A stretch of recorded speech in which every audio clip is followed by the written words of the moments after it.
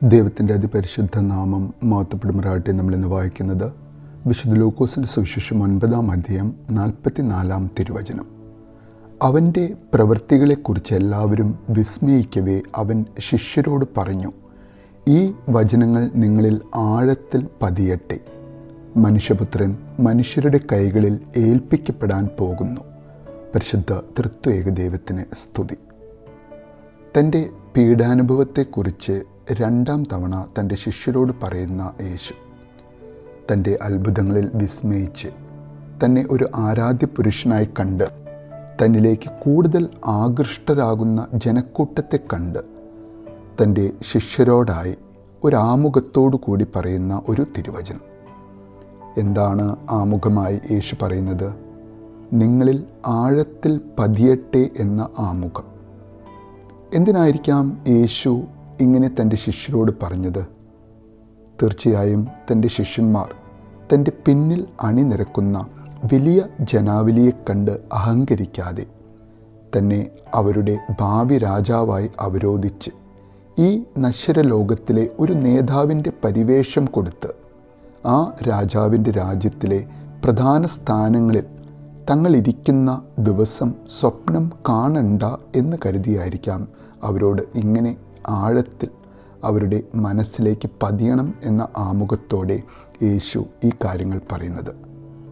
താൻ സ്ഥാപിക്കാൻ പോകുന്ന രാജ്യം അത് ഈ ലോകത്തിൻ്റേതല്ല, മറിച്ച് താൻ സ്ഥാപിക്കാൻ പോകുന്ന ദൈവരാജ്യത്തിലേക്ക് മനുഷ്യപുത്രൻ മനുഷ്യരുടെ കൈകളിൽ ഏൽപ്പിക്കപ്പെട്ട് അവരാൽ കൊല്ലപ്പെട്ട് അവരാൽ പൂർണ്ണമായും തിരസ്കരിക്കപ്പെടണം. അങ്ങനെ ഈ നശ്വര ലോകത്തിൽ നിന്നും തന്നെ നിഷ്കാസനം ചെയ്യുമ്പോൾ, പൂർണ്ണമായും ഇല്ലാതാക്കുമ്പോഴാണ് ദൈവത്തിന് പ്രവർത്തിക്കുവാൻ സാധിക്കുന്നത്.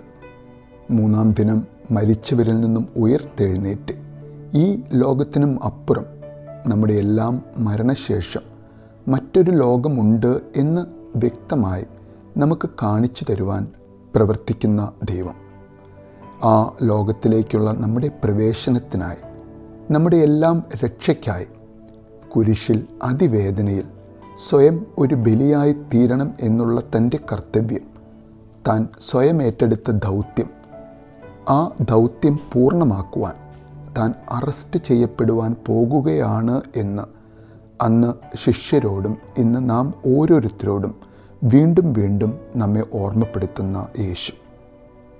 എന്തിനായിരിക്കാം യേശു വീണ്ടും വീണ്ടും നമ്മെ ഈ കാര്യങ്ങൾ ഓർമ്മപ്പെടുത്തുന്നത്?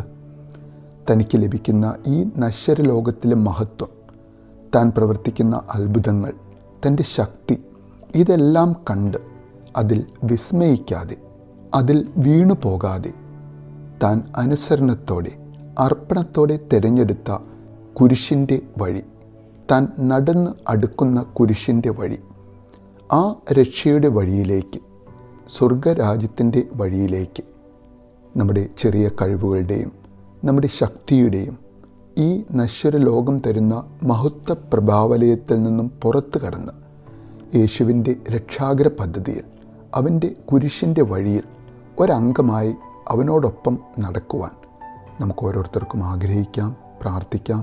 നല്ലൊരു ദിവസം നേരുന്നു.